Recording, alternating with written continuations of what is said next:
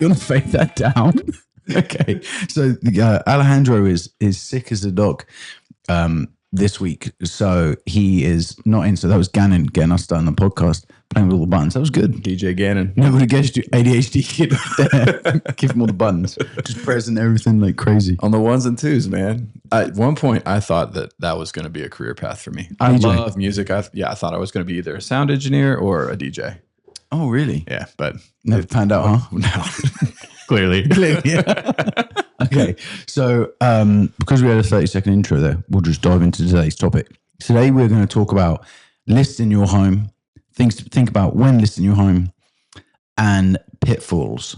So first one we're going to touch on is something that we think is a trick, unfortunately, a lot of agents will use in order to land a listing, and that is listing too high on purpose or agreeing with the seller on their price just to get the listing. So why don't you expand on this, why we think we see this, and some of the problems that can happen when you do that? Sure. And I'll set the scene a little bit here too, right?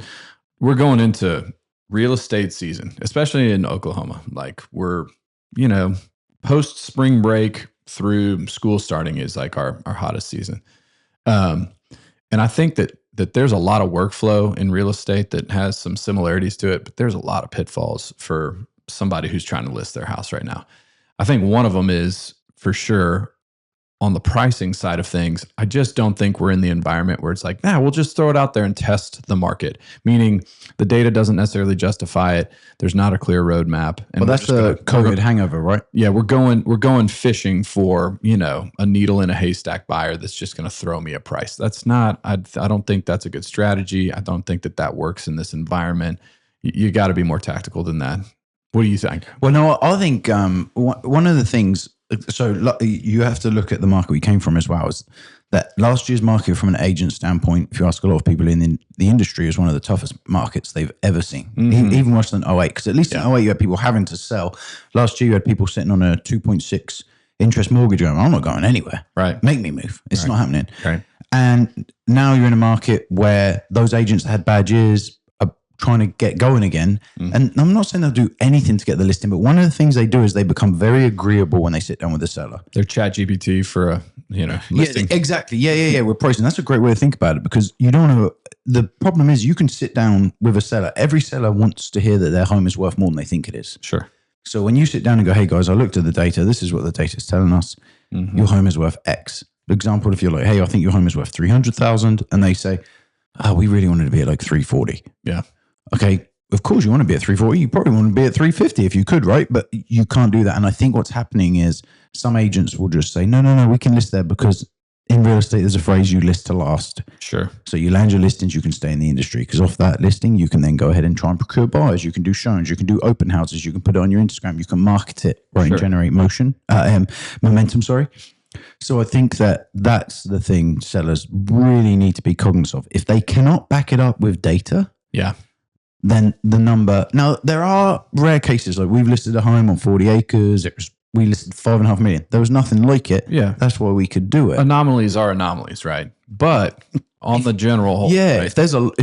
If your home is a newer built home in an area where there are newer built homes and there's no data to back it up, that can be tough to do it. That's why with us, when we do listing presentations, we always come in with the data.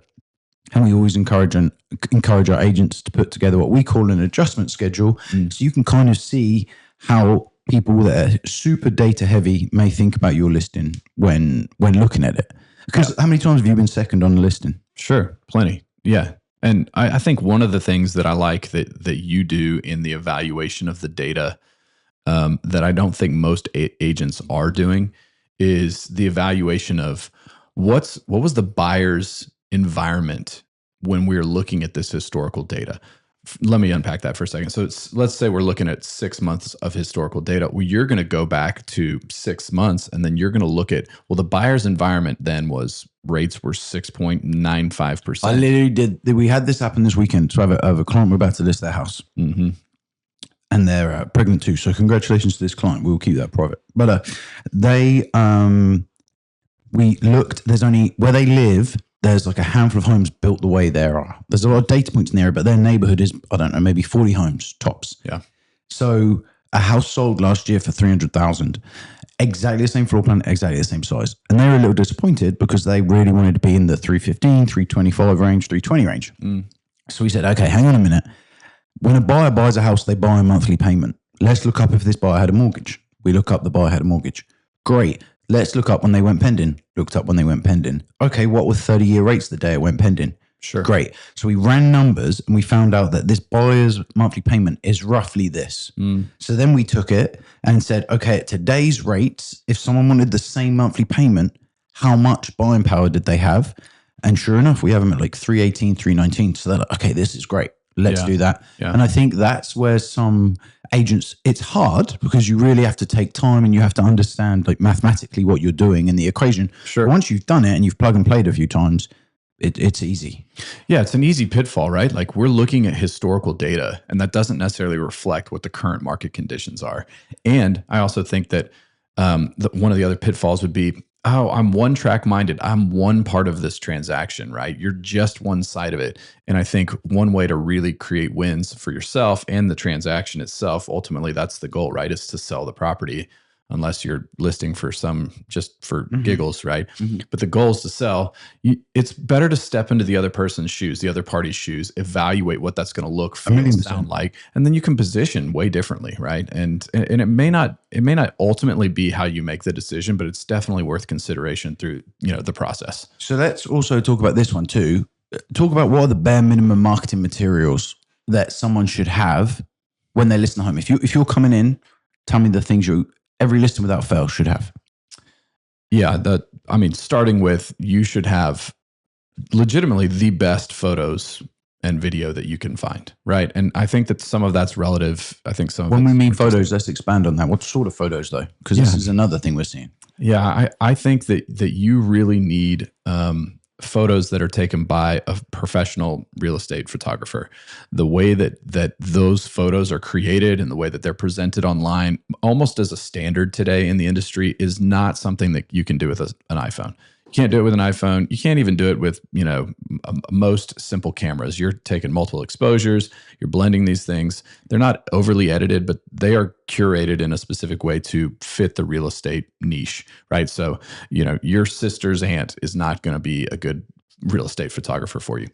Does that answer your question? Yeah, I wanted to know the bare minimums. If someone sits down with you for a listing and you're selling your house and they're like, hey, this is what we do, marketing materials. So you're saying it should be video for sure. Video for sure. Professional photos. What about drone? Yeah, that drone I think is a no-brainer. Absolutely, you should have it today. Why not? I think you should have a floor plan too. Like I think people's spatial orientation, they're getting better. I think buyers are at least of, hey, I'm going to flip through the photos and I see the number of rooms and I can kind of start to put the thing together. But if you've got a floor plan, I think that just helps.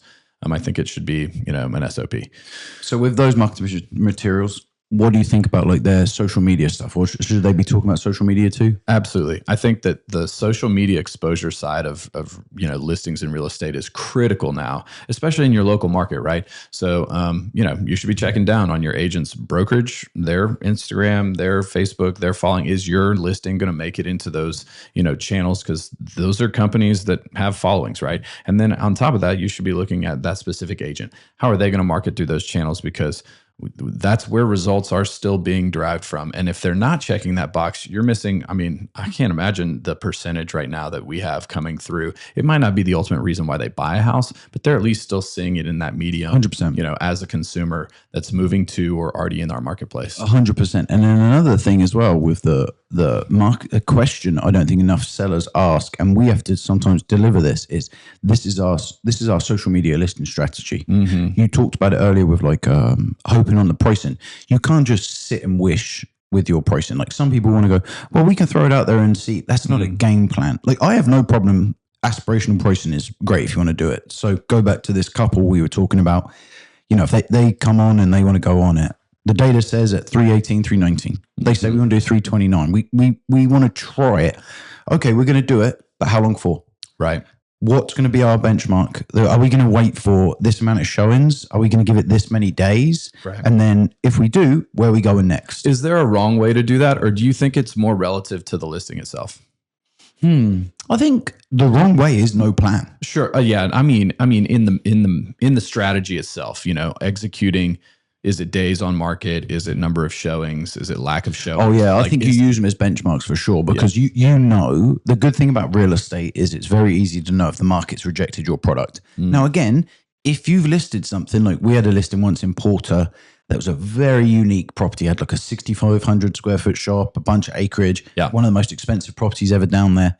You can't say to that person, hey, if we've not had any offers in 30 days, that's okay. Sure. Because I mean, we're going to do a price adjustment because you don't know how that market's moving, in my opinion. Tertiary, it's weird, right? That's super unique. Yeah. Now, if we're in a place where there are more homes like yours that have sold in the past and your listing is not behaving like them, like if I pulled down a whole subdivision like Forest Park South and I see that everything in that Jinx area sells within 15 to 30 days, if we've not sold between 15 to 30 days and we've had a handful of showings and we got good open house traffic and no one's pulled the trigger, we've been rejected for a reason.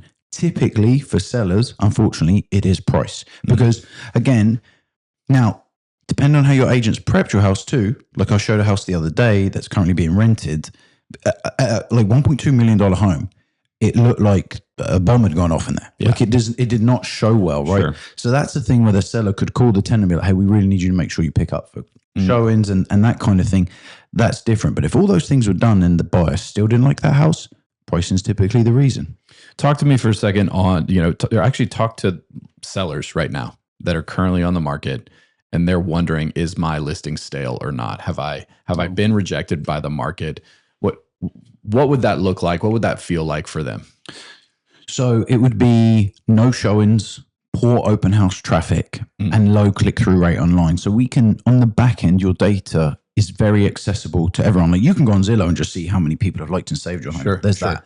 But in the MLS, you can also pull down what we call the hit counters, which shows you how many automatic emails you've been in, how many agents have looked at it. And then what you can do is you can take those numbers, you can compare them to homes that have sold, and you can look very quickly like, okay, if again, Forest Park South, everything in Forest Park South gets about 120 auto emails to buyers and you're at 70. Well, we got to get that number up. Sure. So how are we doing that? Are we changing the listing description? Are we changing how many beds and baths you want to market? Do you want to take a bed off? Do you want to add that game room we weren't sure about? You tweak those things on the back end and you watch how the data trends. So your agent should be able to present you with the data. And if the data doesn't reflect positive traction, then you're being rejected.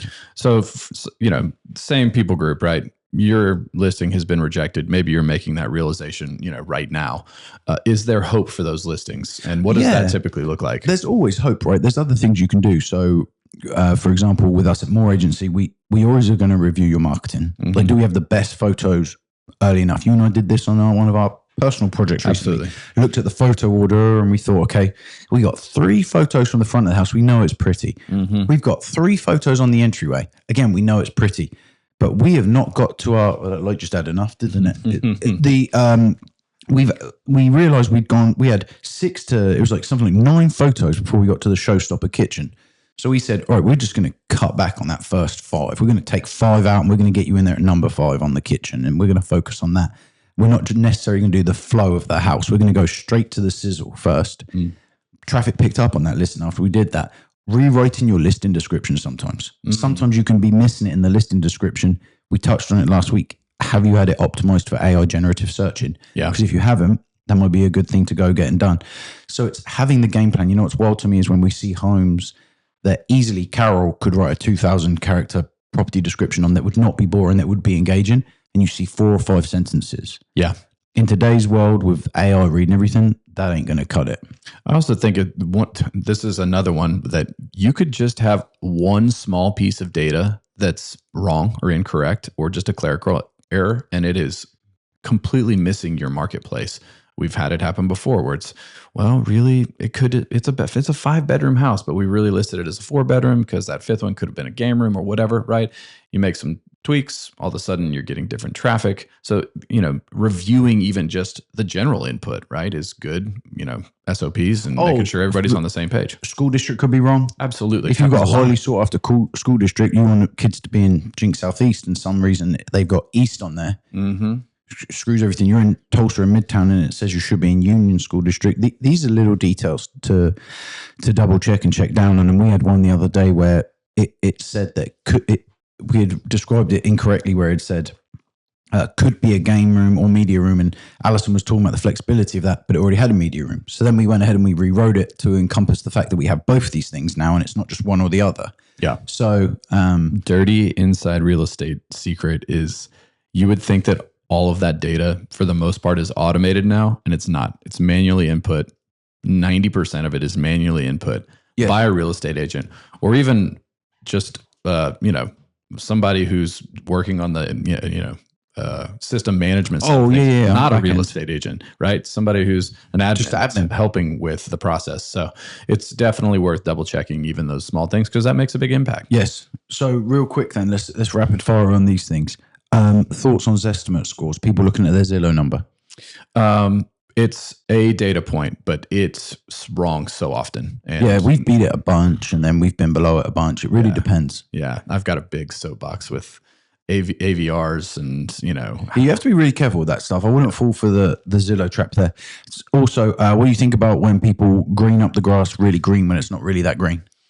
I think it looks great in a photo to some degree, but I think the balance of photography is the hardest part of real estate presentation marketing today. Is if it's too good, people show up and they're disappointed. Yeah. They show up in person, they're disappointed. If it's not good enough, they're not going to show up ever. So there's a balancing act there. I personally don't think it's great. Let it be what it is. What's the hardest thing sellers struggle with when listing their home? Let me ask you this. What's the hardest thing for you to have to tell a seller when listing their home? Hardest thing I have to tell a seller. Nobody ever wants to hear that their house isn't worth what it's worth. So I think that's... Or what they think it's worth. Yeah, what they think it's worth. Right. And that's always tough. You know what I mean? Or that the condition of the home really needs some... TLC. Especially to go onto the market. I think that's a tough one, because a lot of times people are comfortable in their own environment. They're comfortable living there, right? And they may not be aware of what it takes to be market presentable. That's really helpful, because when people like your house, but they want to buy it and make it their house.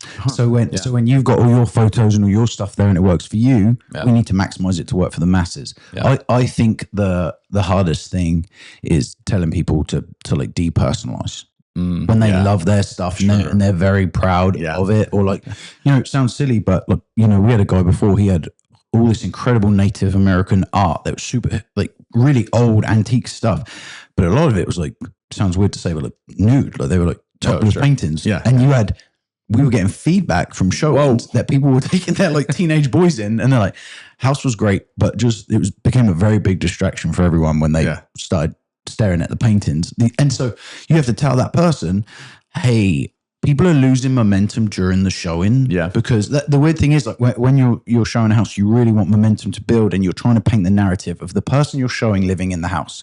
And that's what you want them kind of visualizing. So as soon as anything comes over that gives you a left turn, someone topless, you lose that momentum. It's the same reason we tell you to take your family photos down, because we don't want to walk in and going, we got to church with the Browns, right? Don't we play baseball with their kids? Because again, you lose momentum. Talk about a couple of other, very polarizing things inside of a house that I would say steer away from if you're going to go list it. Things that turn political stuff. I've had clients go in a house and go, I could never do this. They support Biden, they support Trump. We've had that. School stuff in Oklahoma. I had a guy once hesitant to buy a house because they were OSU and he was OU. That's big enough for him. He actually didn't write on it. Or your whole room is OSU fanatics. That's so weird that's that divisive. That's my alum, but I've seen a couple houses like that, and I'm like, whoa, too much. But another one can be uncomfortable for some people is if they're a devout Christian or whatever religion they believe in, if they have a wall just of different crosses. Sure. Having to go in and be hey, we don't, this is great. But you might not have people who want to come through like that. Or if you have people that are the other way, people that are more spiritual, Wiccan-y type people, and you're hey, we need to move some of the crystals down. And that can be tough too. Have you had anybody, I've had this a couple of times, very turned off by hunting, stuffed anything, any of that hunting centric stuff. I've had a couple people be whoa, definitely not my taste. I'm out. This is too much. So what do we do with this? Also, sometimes, I had a client the other week. We talked about this. I showed a house once where it had a true pub in it. And what's really tough about that is Sure. if they're not big drinkers, or they are drinkers, but they don't drink beer, Yeah. they immediately look at it and go, what am I going to do with all those bar taps? Sure. Like, am I going to take all this out? Yeah. They're pricing that at like 25, 30 grand, this setup. Yeah, That that's a doesn't good appeal one. to us. We don't drink. I can think of That's another- several houses that it's not even like a formal bar, but it just has a bar in Yeah. the house, and people are like, "No, it's not for us." It's polarizing to some degree. Yeah, it's tough. So, realistically, being guys, when you're listing your house, there's some great questions you have to ask your agent. I think one of the main ones is, what's our strategy? What's our plan? And being aware of what the data says. Yeah, I also think there's a massive difference. You and I talk about this all the time. There's a difference between having somebody buy your house from you and selling your house from you. It may take you forever to have somebody come buy your house from you, right? Because you could price it at $1 million and it's worth $250. It might take 30 years. And then there's a major difference between selling your house. We could sell anybody's house right now. You might not like the price, that may be too aggressive, but we could get an offer immediately, right? So balancing that, that kind of dichotomy there, super important, especially as you're headed into real estate 100%. season. The job of a realtor is to cause enough momentum that it makes your house sell. Yeah, So, 100%. all right. As always, thanks for tuning in. Appreciate you guys.